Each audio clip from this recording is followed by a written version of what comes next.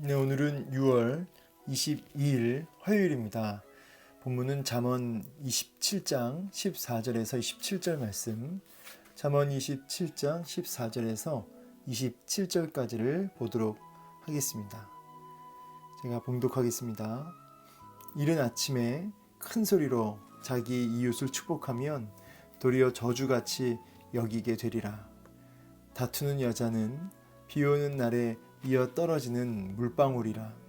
그를 제어하기가 바람을 제어하는 것 같고 오른손으로 기름을 움키는 것 같으니라.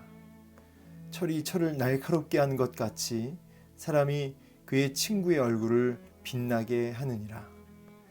무화과 나무를 지키는 자는 그 과실을 먹고 자기 주인에게 시중 드는 자는 영화를 얻느니라.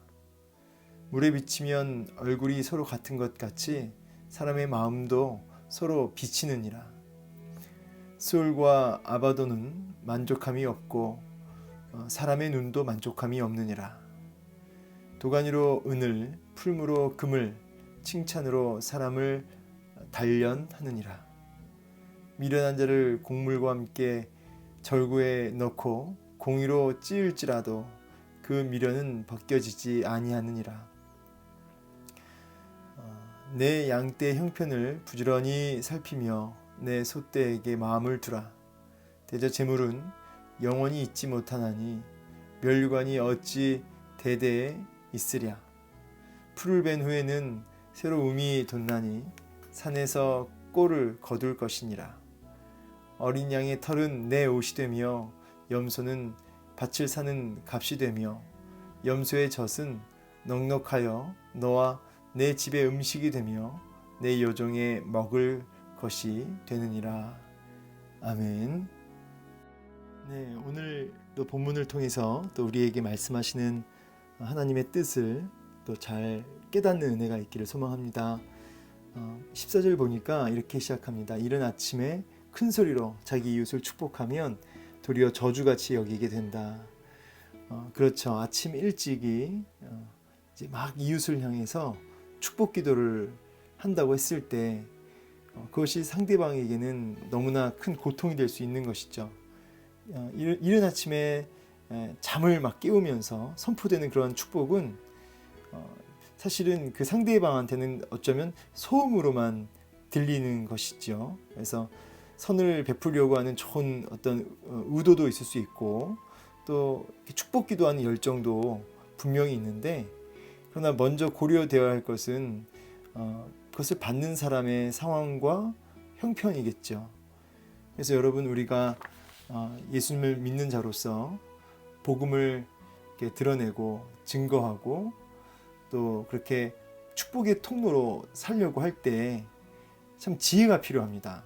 너무 이기적으로 또 그렇게 내 쪽에서만, 내 형편과 내 상황과 내 입장에서만 그렇게 우리가 살아가면 안 되고 지혜가 있어서 분별력을 가지고 상대방의 어떤 형편과 상황을 고려할 수 있는 그런 지혜가 필요한 것이죠.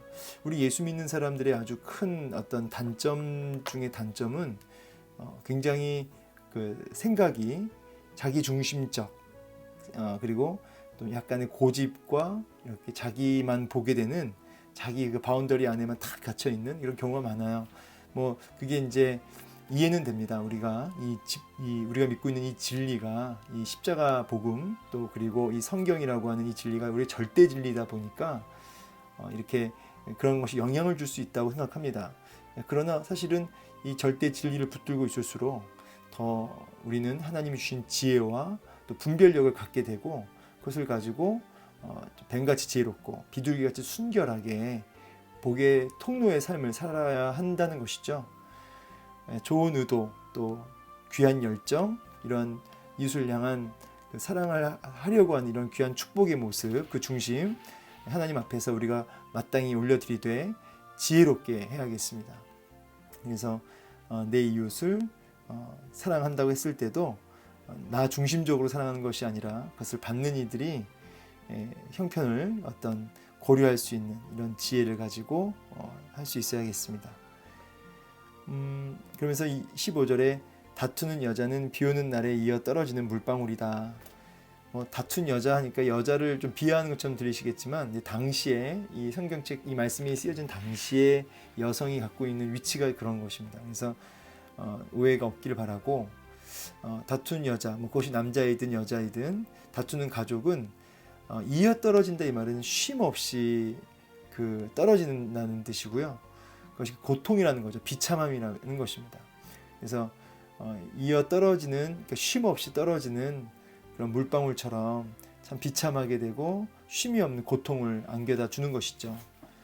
그렇습니다. 가장 가까이 있는 가족이 그렇게 늘 화평을 이루지 못하고 그리고 샬롬을 누리지 못하고 계속 어떤 갈등과 어떤 마찰이 일어난다면 그럼 그거보다 고통스러운 게 있을까요? 그래서 쉼 없는 고통을 안겨다 주는 그런 참 고통이 된다는 것이죠. 뭐 이제 우리가 뭐 이웃이든 가까운 이웃이든 또 가족이든 정말 가장 사랑해야 되고 또 축복해줘야 되고 가장 섬겨야 될 존재들이죠.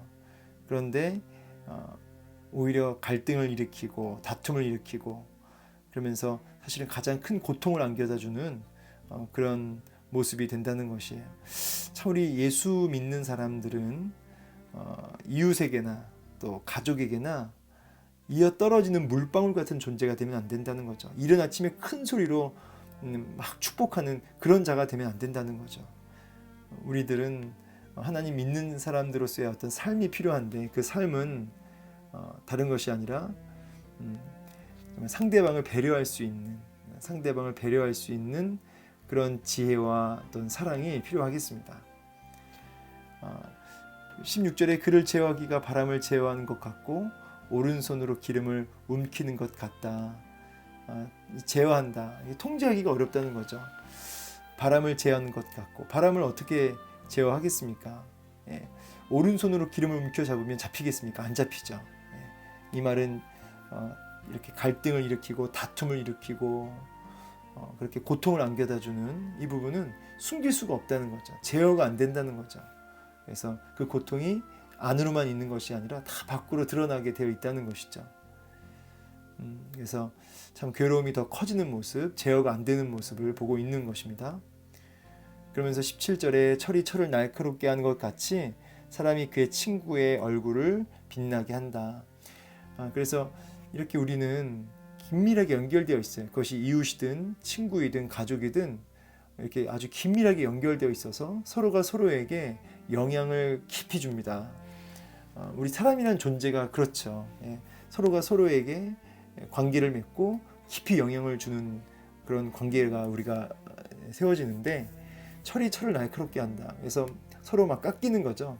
서로 마찰이 일어나고 서로 막 부딪히면서 사실은 더 다듬어져 가는 부분이 있다는 거예요. 그래서 서로에게 선한 영향을 줄 수 있는 서로에게 영향을 주되 그것이 때로는 나를 힘들게 하든 또 나에게 어떤 도움이 되든 그것이 관계없이 그것을 통해서 더 이렇게 빚어져 가고 세워져 가는 것이죠. 더 온전케 되어져 가는 것이죠. 그래서 내 얼굴을 빛나게 하는 그런 영향을 줄 수 있는 친구가 되어줄 수 있어야 되고 또 그런 친구가 또 나에게 있어야겠습니다. 이렇게 우리가 우리 서로에게 영향을 주되 선한 영향을 끼칠 수 있는 자들 되어서 그렇게 얼굴을 빛나게 하고 더 온전한 사람으로 더 이렇게 분명한 사람으로 세워져 가게 되는 그런 우리가 되어야 된다는 것이죠. 그래서 계속 지금 관계적 측면을 얘기하고 있습니다. 우리 14절부터 오늘 본문 쭉 다투는 여자, 가족, 또 이 철이 철을 날카롭게 한다. 다 관계를 얘기하고 있어요. 관계. 오늘 본문은 그래서 얼굴을 빛나게 하는 그런 선한 영향력을 줄 수 있는 자가 되어야 된다라고 말씀하십니다. 그러면서 이제 18절부터 또 이제 어떤 말씀을 주시냐면 무화과 나무를 지키는 자는 그 과실을 먹고 자기 주인에게 시중드는 자는 영화를 얻느니라. 그래서 사실은 굉장히 어떤 성실성을 얘기하고 있습니다. 앞에가 이제 어떤 관계에 대해서 얘기했다면 이제 뒤에서는 어떤 성실함, 또 신실함 이런 것들을 우리에게 지금 얘기하고 계시는데요. 무화과 나무를 지키고 또 자기 주인을 잘 이렇게 돕고 섬기고 세우는 자는 거기에 합당한 어떤 칭찬과 영화, 그에게 상급이 있다는 것이죠. 그래서 뿌린 대로 거둔다고 내가 하나님 앞에서 그렇게 성실하고 진실하게 내가 해야 될 그 일을 감당하라는 것입니다. 그러면서 이제 이 18절 신실하게 성실하게 하나님 앞에서 청지기로서의 사명을 잘 감당해라 말씀하시고, 또 19절에 또 이런 말씀이 있네요. 물에 비치면 얼굴이 서로 같은 것 같이 사람의 마음도 서로 비친다.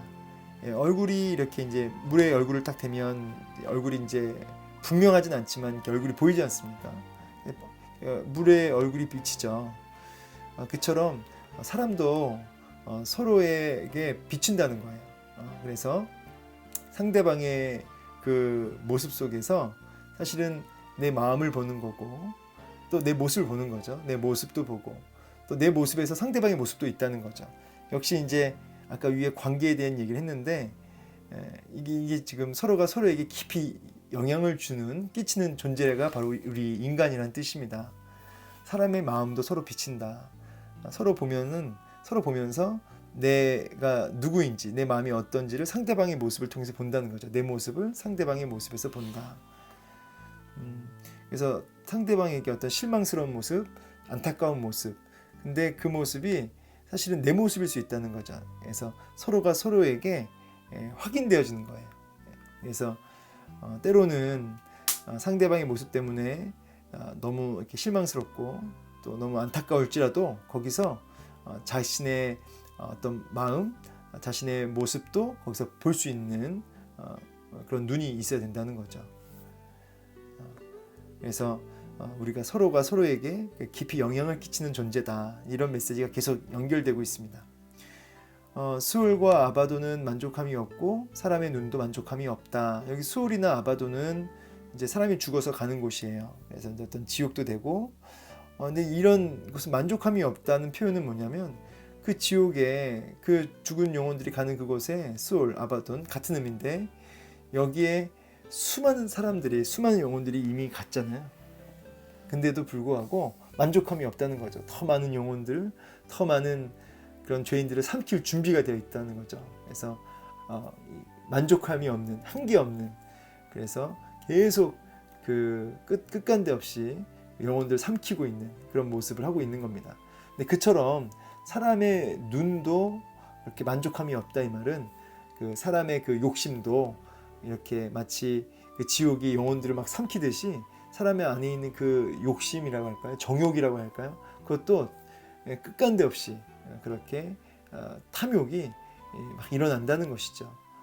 이 눈을 특별히 이렇게 딱 꼬집은 이유는 어떤 욕심이 우리 안에 막 이렇게 가득 찰 때요, 어떤 정욕이 막 일어날 때 이 눈을 통해 들어온다는 뜻이에요. 그래서 눈을 통해서 사람이 막 이렇게 정욕이 일어나고 만족하지 못하고 막 욕심이 일어나는, 탐심이 일어나는 그 부분의 시작을 이제 눈으로 보고 있기 때문에 이제 눈이라고 표현한 건데, 이렇게 내게 있는 것을 정말 받은 은혜를 기억하고 되새기고 거기서 감사하고 만족하고 자족할 수 있어야 되는데 마치 이 지옥이 사람의 영혼을 삼키듯이 우리 안에 이런 자족이 없고 계속해서 다고다고하며 그렇게 탐심과 욕심에 붙들리고 끌려 살아간다는 모습을, 우리의 그런 모습을 얘기하고 있는 것이죠. 우리 안에 그런 만족함이 없는 그런 탐심을 얘기합니다. 그러면서 21절에 도가니로 은을, 풀무로 금을, 도가니나 풀무는 이제 다 용광로 같은, 그래서 거기서 은이나 금의 어떤 불순물을 이렇게 씻겨내는 일을 하지 않습니까? 그걸 가열하면서 그러면서 이제 칭찬으로 사람을 단련한다.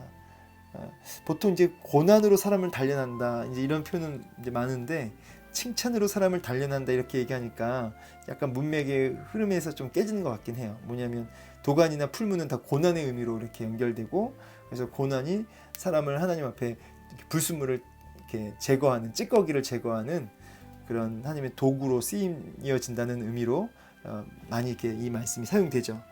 근데 여긴 또 칭찬으로 사람을 단련한다 이렇게 하니까 딱 이렇게 와닿지가 않아요, 그죠? 근데 이제 칭찬이라고 했을 때 우리 사람이 이 칭찬에 쉽게 우리 마음이 이렇게 뭐랄까 녹아내린다고 할까요? 이 칭찬을 우린 듣기 좋아하죠. 뭐 당장 저부터 칭찬이 너무 이렇게 고프고 칭찬이 좋은 사람이거든요. 근데 그것이 사람을 단련한다 이 말은 그 칭찬에 우리 마음이 흔들리면 안 된다는 뜻이거든요. 저 같은 경우도 이렇게 뭐 때로는 설교하고 때로는 어떤 관계에서 이렇게 칭찬을 들을 때가 있잖아요. 근데 그때 그걸 잘 이겨내야 된다는 거죠. 예전에 한 유명한 목사님이 엄청난 이렇게 이제 부흥을 일으키고 또 사람들이 그래서 그를 귀하게 여기고 그를 막 칭찬할 때 그 마음에 그것을 역시 사탄의 어떤 소리로 들었다는 그 이야기를 제가 들은 것 같아요. 좀 이제 과한 이야기긴 하지만 그만큼 경계했다는 거죠. 사람의 어떤 칭찬을 그만큼 경계했다는 거죠.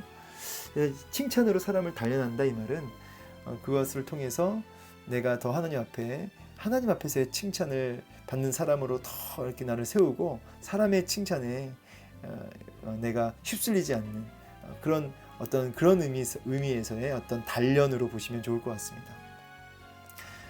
미련한 자를 곡물과 함께 절구에 넣고 공의로 찌을지라도 그의 미련은 벗겨지지 않는다. 22절 말씀이 참 이렇게 와닿았고 오늘 전체적인 맥락에서 참 중요한 구절이다라고 생각이 되는데요. 아까 이런 관계도 그렇고 뭐 다투는 여자, 뭐 이른 아침의 축복, 제어 안 되는 그런 모습들, 그리고 선한 영향력, 그래서 이렇게 친구의 얼굴 빛나게 하는 영향을 깊이 끼치는 그리고 어떤 성실함과 충성되는 모습으로 어떤 맡겨진 일들을 감당하는 모습들, 탐심 이런 걸 쭉 봤지 않습니까? 근데 결국은 이런 메시지를 들으면서 어떤 관계든 어떤 신실함이든 중요한 건 뭐냐면 그것을 미련한 자는 그것을 받지 못한다는 거죠. 이런 메시지들을 들어도 미련한 자는 그것을 받을 수가 없어요. 관계에 대한 중요성도 깨닫지 못하고 충성되지도 못하고. 왜냐하면 이 미련한 자는 하나님의 말씀을 듣는 귀가 없는 걸 뜻하거든요. 이 귀가 없다. 귀 있는 자는 들을지어다 그러시죠. 이 말은 이제 반대로 이제 귀가 없는 자가 있는 거죠. 이 영적인 귀를 얘기해요. 육적인 귀가 아니고 영적인 귀가 없는 사람. 그래서 이 듣는 마음이 없는 사람이 미련한 자거든요. 미련한 자. 다른 게 미련한 게 아니라 들을 수 없는 사람이에요. 이 미련한 자는 듣지를 못하니까 이 고집이 엄청 셉니다. 그래서 아집, 고집. 그래서 미련한 자를 대표하는 이 귀가 없는 사람, 영적 귀가 없는 사람을 대표하는 사람이 이제 바로왕이 있고 그런 거죠. 바로왕.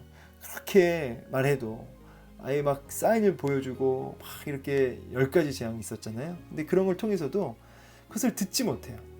미련한 자죠.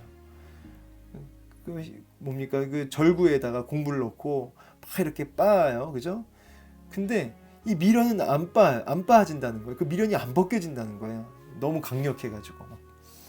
우리 안에 있는 이런 미련한 것들, 듣지 못하는 마음들, 이거를 잘 빻아서 막 찧어가지고 몽둥이로 막 찧어가지고 벗겨내려고 해도 그게 다 안 된다는 거죠. 그만큼 이 미련함이 참 무서운 거죠. 그래서 우리의 이런 미련함을 벗겨 주옵소서. 기도가 간절히 나옵니다. 자, 그러면서 내 양떼 형편을 부지런히 살피며 내 소떼에게 마음을 두라. 그렇죠? 내게 맡겨진 그 일들을 충성되게 감당하라는 뜻이죠. 아까 우리 이 말씀하고 연결됩니다. 무화과를 지키는 자는 18절 그 과실을 먹고 주인을 잘 시중둔 자는 영화를 얻는다. 그래서 자기에게 맡겨지고 주어진 일들을 성실하게 감당해라. 거기에 마음을 둬라. 근데 이제 거기다 마음을 두라는 얘기는 이제 반대로 얘기하자면 거기에 마음을 안 두는 경우가 있다는 얘기예요. 이 말은 마땅히 내게 주어진 그 하나님 맡겨주신 그 일터, 또 내가 해야 할 돌아봐야 할 그 가정, 거기에 마음을 두고 마땅히 주어진 그 일 앞에 충성되게 살아야 되는데 거기에 마음을 두지 않고 살아가는 일들이 있다는 거죠. 그럼 어디에 마음을 둘까요? 보십시오. 24절. 대저 재물은 영원히 있지 못하나니 면류관이 어찌 대대에 있으랴. 보통 사람들의 마음이 다 어디 있냐면 여기에 있다는 거죠. 재물, 돈에 마음이 빼앗겨 사는 거죠.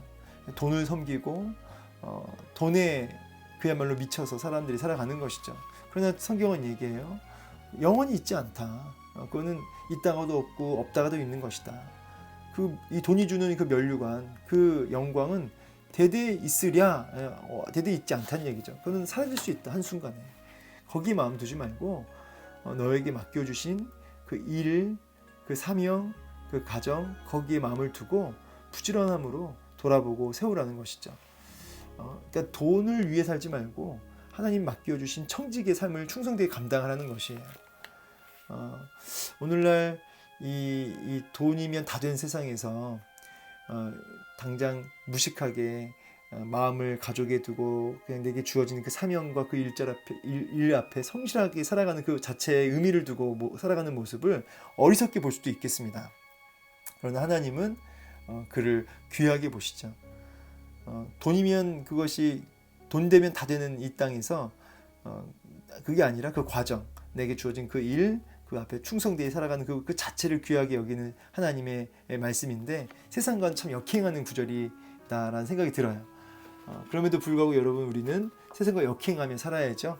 오늘도 부지런함으로, 그게 돈을 위해서 그렇게 하는 게 아니라 하나님 맡기신 일이니까 그 일을 그렇게 마음을 두고 감당하는 것이죠. 그것이 돈이 되든 안 되든, 그렇죠? 사명을 쫓아서 사람들은 다 미련하다고 얘기할지라도 그것이 하나님 앞에서는 귀하다는 것이고, 그렇게 우린 살아가야 된다는 것입니다. 풀을 벤 후에는 새로 움이 돋나니 산에서 꼴을 거둘 것이니라. 그렇죠? 이 돈과 달리 그렇게 성실하게 살아갈 때 여러분, 풀 베어보십시오. 또 움이 돋고 또 산에서도 또 풀이 있어요. 그러니까 이 말은 계속해서 공급하시는 의미를 뜻합니다. 계속해서 공급하시고 계속해서 채워주시는 은혜. 그래서 그렇게 하나님 앞에 부지런하게 진실하게 살아가는 자에게 지속적인 공급이 있다. 어린 양의 털은 내 옷이 되며 염소는 밭을 사는 값이 되며 염소의 젖은 넉넉하여 너와 내 집의 음식이 되며 내 요종이 먹을 것이 되느니라. 그래서 이제 다 맥락이 같습니다. 그렇게 충성되이 신실하게 살아가는 자에게 이런 하나님의 공급과 또 때때마다 이렇게 채워주시는, 온전케 하시는, 만족하게 하시는 그런 하나님의 위로가 있다는 것이죠. 오늘 말씀을 통해서 이제 계속 여러 가지 메시지가 이렇게 좀 산발되게 이제 주어져 있지만, 크게 이제 보면은 관계. 그래서 내 입장에서 축복하는 것이 아니라 상대방의 어떤 입장과 생각을 잘 배려할 수 있는 그런 지혜가 있어야 되겠다. 그래서 좋은 열정, 좋은 의도를 넘어서 상대방을 정말 사랑한다면 상대방의 그 입장과 형편을 좀 고려할 수 있는 그런 지혜. 이런 지혜가 없으니까 다투는 남자, 다투는 여자가 되어서 항상 자기 주장만 하고 자기 말만 하고 자기 생각만 얘기하는 이런 일이 벌어진다는 거죠. 그러니까 갈등이 일어나고 싸움이 일어나고 제어가 안 되고 통제가 안 되고, 그래서 서로가 서로에게 깊이 영향을 끼치는데, 그렇죠? 사람의 마음이 서로 비치는데 서로에게 이렇게 악영향을 줄 때 오늘 고통이 이어 떨어지는 물방울처럼 얼마나 큰 고통을 주는지 모릅니다. 그래서 오늘도 자기 주장만 하고 자기 말만 하고 그러지 말고, 오늘도 만족함이 없는 우리의 눈을 잘 좀 영안이 열려서 내게 주어진 은혜를 돌아보고 깨닫고 감사함으로 나아가고 듣는 마음이 좀 있어서 내 고집, 내 말만 하는 게 아니라 잘 듣는 그런 우리의 모습이 있었으면 좋겠습니다. 오늘도 우리의 고집과 이런 지혜 없음, 우리 이런 미련함을 좀 벗겨내시는 주의 은혜가 있기를 소망합니다. 그래서 오늘 하루도 그렇게 하나님께서 우리의 미련함을 벗기시는 은혜가 있기를 원하고, 그래서 또 그래서 듣는 마음 가지고 살아갈 수 있는 우리가 되길 소망합니다.